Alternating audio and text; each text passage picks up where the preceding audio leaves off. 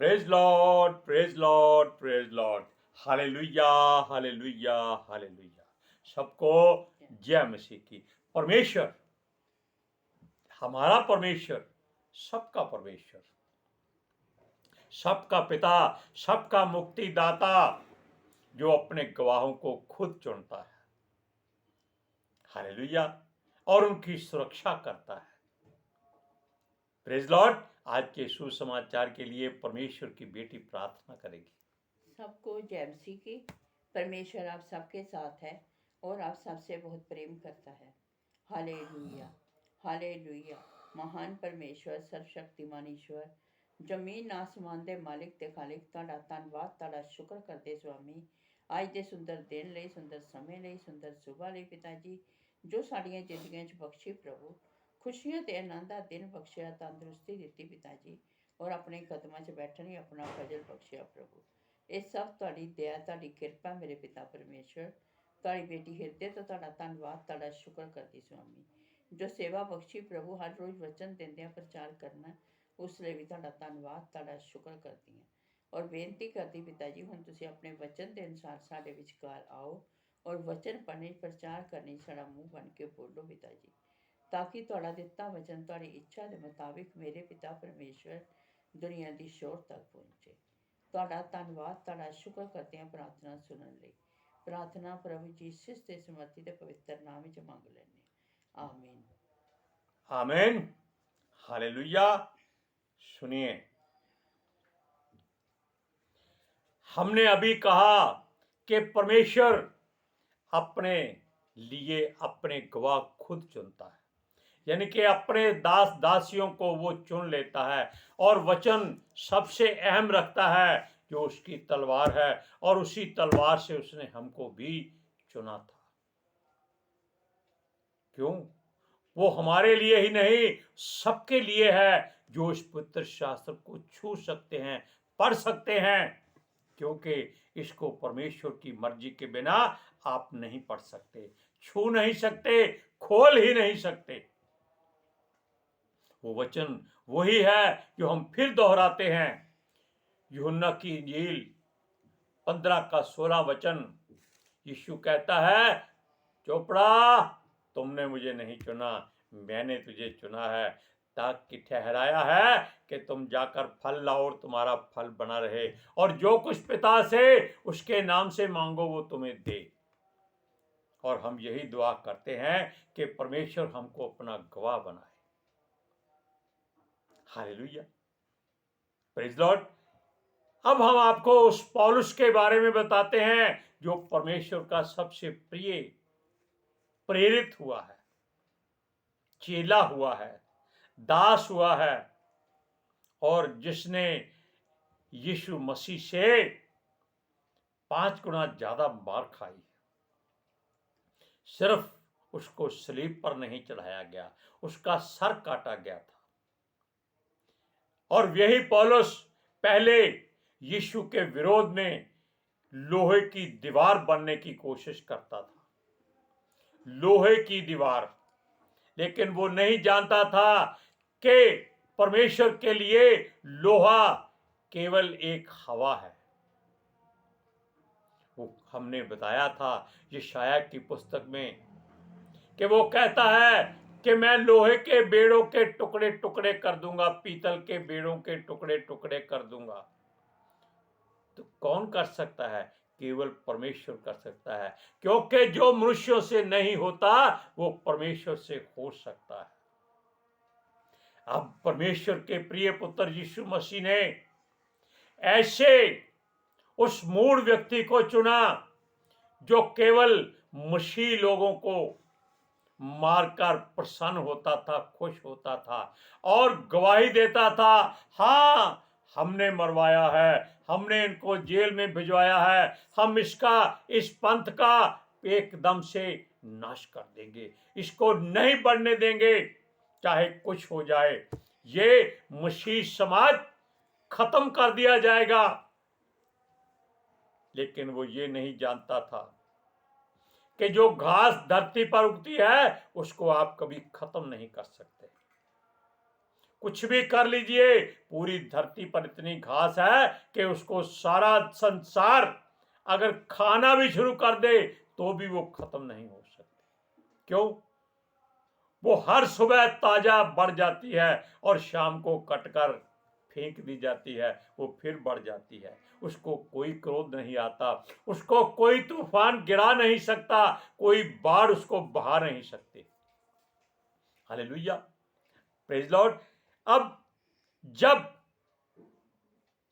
पौलुस ने अपने हठ को और बढ़ाया, जिद को और मजबूत किया कि वो मसीह को मानने वाले हर मनुष्य को मार डालेगा। वो तो घमंड में भरा हुआ था, संसारिक में घमंड में। आज भी ऐसा ही होता है। लोग अपने बाजुओं पर ताव दे दे के मूछों को अकड़ा अकड़ा कर आते हैं, लाठियां लेकर, तलवारें लेकर। मसीह लोगों को मार दिया जाएगा, ये पैसे देकर खरीदते हैं और लोगों को मसीह बनाते हैं और धर्म बदलते हैं। यही बात पौलुस भी कहता था। और जो भी मनुष्य ऐसी बात करता है वो परमेश्वर का प्यारा हो जाता है। क्यों? परमेश्वर उसको अपने काम के लिए इस्तेमाल करना शुरू कर देता है। तब उसके विरोध में उसके ही लोग हो जाते हैं। Hallelujah, praise Lord.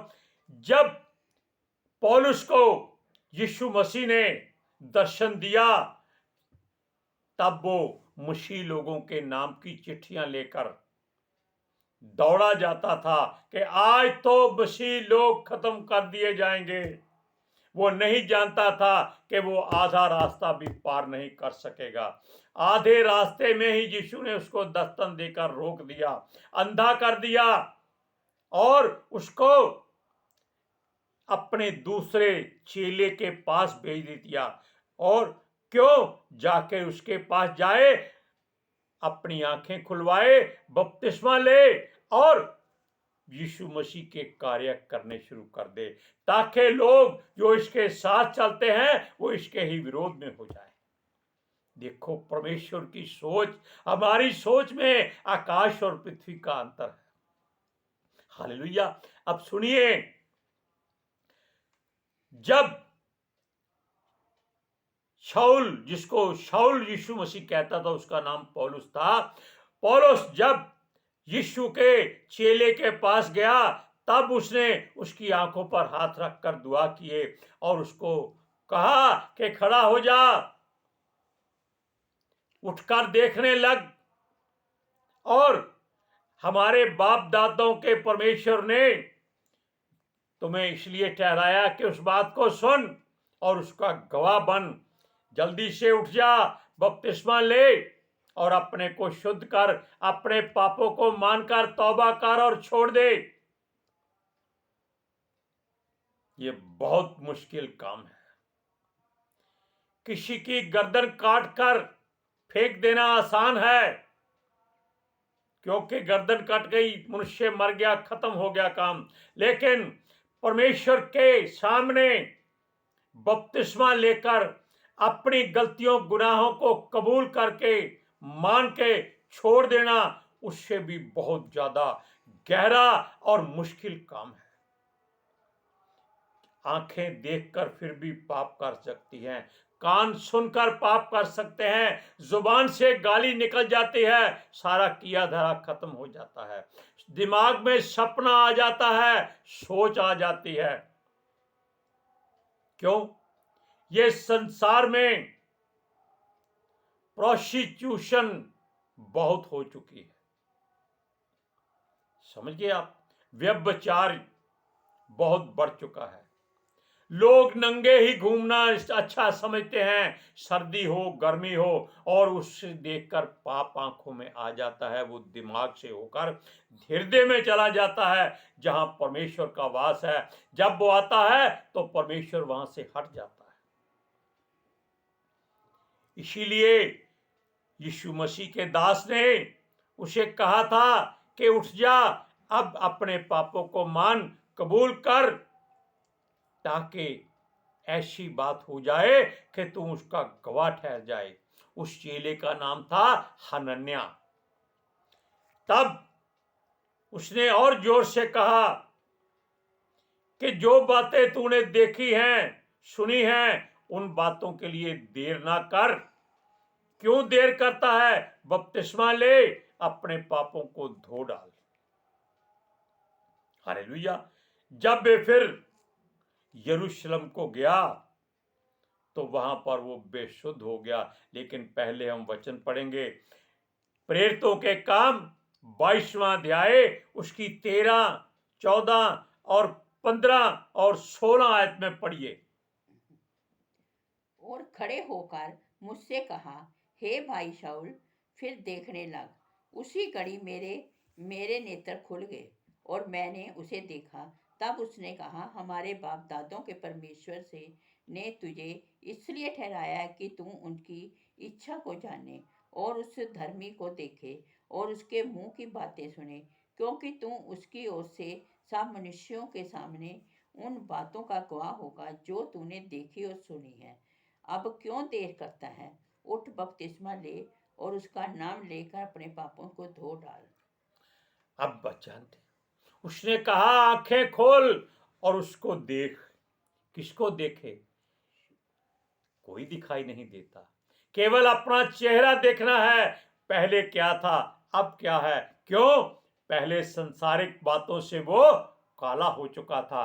अब जब परमेश्वर के नाम का बपतिस्मा लेकर अपने पापों को धोकर बुराई को उतार कर अपना चेहरा देखा तो वो उज्जवल चेहरा था, जैसे ज्योति होती है। लेकिन आगे क्या है? आगे जो बात है आप बड़े ध्यान से सुनिएगा। हनन्या ने कहा कि जाकर गवाह बन, उस धर्मी को देख। धर्मी कौन है? धर्मी केवल परमेश्वर है और कोई धर्मी नहीं है। देखने का मतलब है कि उसको पहचान, उसकी बातों को जान, उसको परख ले कि ये सचमुच वो ही परमेश्वर है, तेरा मुक्तिदाता है। लेकिन जब वो वहां से उठकर उस जगह से अलग होकर मंदिर में जाकर प्रार्थना करने के लिए गया, तब वो बेशुद्ध हो गया, क्योंकि उसने अपने पापों का बोझ उतार लिया था। उसका जो बलिष्ठपन था, बलिष्ठ शरीर था, वो सारी बुराई निकलने से कमजोर हो चुका था। क्यों? ये शरीर केवल संसार की ओर से ताकतवर होता है। परमेश्वर को ताकतवर शरीर की नहीं जरूरत है। वो कहता है तेरी निर्बलता में ही मेरी सामर्थ दिखाई देती है। कि अगर तू निर्बल है, बीमार है, कमजोर है, जिसके लिए तू प्रार्थना करेगा, परमेश्वर कहता है मैं उसको पूरा करूंगा। जब वो बेशुद्ध होकर गिर गया, ये उसकी मर्जी नहीं थी, ये परमेश्वर की मर्जी थी। क्यों? उसने उसको दर्शन देकर कुछ ऐसी बात करनी थी जो उसने सोची भी नहीं थी। उसका चेला कहता है कि गवाह बन, लेकिन परमेश्वर का पुत्र यीशु मसीह कहता है उठकर खड़ा हो जा, यरूशलेम से झट बाहर निकल जा। अब जान गए कि परमेश्वर अपने दासों को चौकन्ना कर देता है। उसको मालूम है कि अभी बुराई 10 मील दूर है, उसको इसके पास पहुंचने में समय लगेगा। क्या वो उसको उठाकर बाहर नहीं कर सकता था? क्या उसको बचा नहीं सकता था? लेकिन वो चाहता है कि मनुष्य खुद अपनी बात को आप पूरा करे और जो परमेश्वर कहता है उसकी सुने और उसकी मर्जी से सारे काम करे। हालेलुया। कोई भी ऐसा मनुष्य नहीं होगा जो अपनी मर्जी से सांस ले सकेगा, जो अपनी मर्जी से जीवित रह सकेगा। लेकिन अब यहां क्या हुआ? अब परमेश्वर का प्रिय पुत्र उसको दर्शन में कहता है कि उठ खड़ा हो जा, इस जगह को छोड़ दे, इस शहर को बाहर निकल जा। छोड़ दे। क्यों छोड़ दे? क्योंकि यहां के लोग बहुत दुष्ट हैं, वो तेरी गवाही नहीं मानेंगे, वो तुझे मार डालेंगे, क्योंकि तू पहले इन्हीं का अगवा था, प्रधान था। अब तू इनको छोड़ चुका है और मेरी तरफ से इन लोगों का प्रधान बनने जा रहा है जो परमेश्वर के वचन को नहीं जानते, नहीं मानते। अब जी परमेश्वर को तो मालूम है कि वो लाठियां लेकर खड़े हुए हैं कि जो भी मसीह बंदा इस शहर में, इस नगर में होगा, उसके हाथ पैर तोड़ दो, उसका मुंह बंद कर दो, ताकि वो यीशु मसीह की बात ना कर सके। लेकिन यीशु मसीह मुर्दों को उठाकर खड़ा कर देता है कि मेरी गवाही दे। आप जानते हैं कि लाजर मरकर 4 दिन तक कब्र में पड़ा रहा। यीशु कहता है लाजर उठकर बाहर आ जा। वो कब्र में से कफन पहने हुए बाहर आ गया। कितनी बड़ी गवाही है। एक लड़की जो घर में बीमार थी, उसका पिता यीशु के पास गया कि मेरी बेटी को चलकर चंगा कर दे, हमारी इकलौती बेटी है। यीशु कहता है वो मरी नहीं, वो सो रही है। क्यों? उसने हमको मौत के लिए नहीं ठहराया, जीवन के लिए ठहराया है। सब लोग कहते थे वो मर चुकी है, अब गुरु को कष्ट ना दे, लेकिन गुरु कहता है वो मरी ही नहीं है। और वही लोग जो पहले रो रहे थे, फिर वो ठट्ठा करने लगे कि देखो यीशु मसीह मरी हुई लड़की को बोल रहा है कि वो सो रही है। अब यहां देखिए प्रभु खुद कह रहा है कि यहां से छट निकल जा, क्योंकि वो मेरे विषय में यानी कि प्रभु के विषय में उसकी गवाही नहीं मानेंगे, यानी कि उसकी कोई बात नहीं सुनेंगे। वो यही कहेंगे तू वही है जो इन लोगों को मारता था, अब तू इनकी तरफदारी क्यों करता है, इसलिए अब तुझे मार डालेंगे। वो अपने लोगों के सामने कैसे ठहर सकता था, और प्रभु ही उसको बचाने वाला था। तब पौलुस ने परमेश्वर से एक बात कही कि हे प्रभु, आप तो जानते हैं कि मैंने तुम पर विश्वास करने वालों को बहुत सबक सिखाया है, बहुत मारा पीटा है, बंदी गृह में डाला है, जगह जगह आराधनालयों में लोगों को पिटवाया है। और तेरे गवाह स्तिफनुस, जिसको पत्थरवाह किया गया था, यानी कि पत्थर मार मार कर मार दिया गया था, तब पौलुस उसके मरने में प्रसन्न हो रहा था। और जो लोग उसको मार रहे थे उनको एक हिदायत थी, पहले अपने वस्त्र उतारो, यानी कि अपने कुर्ता उतार कर इसको पत्थरवाह करो, क्योंकि पत्थर मार मार कर पसीना आ जाता है। और पौलुस उन कपड़ों के पास खड़ा हुआ था ताकि वो वस्त्र चोरी ना हो जाएं। इस बात को वो प्रभु के सामने कबूल कर चुका है। कबूल करने का मतलब है कि अपनी बात, हृदय की बात जो बुराई थी, परमेश्वर के सामने कबूल करो। हालेलुया। और तब यीशु ने कहा कोई बात नहीं, चला जा, मैं तुझे अन्य जातियों के लिए एक गवाह ठहराऊंगा, और तू उनको परमेश्वर का वचन यानी कि मार्ग बताएगा, क्योंकि राह, सच्चाई और जीवन यीशु मसीह है। आप वचन को पढ़िए, प्रेरितों की पुस्तक 22 अध्याय उसकी 17, 18, 19 और 20। जब मैं फिर यरूशलेम में आकर मंदिर में प्रार्थना कर रहा था तो बेसुध हो गया, और उसने देखा कि वह मुझसे ज्यों कहता है, जल्दी करके यरूशलेम से झट निकल जा, क्योंकि मैं दे वे मेरे विषय में तेरी गवाही ना मानेंगे। मैंने कहा हे प्रभु, वह तो आप जानते हैं कि मैं तुझ पर विश्वास करने वालों को बंदी गृह में डालता और जगह जगह आराधनालय में पिटवाता था।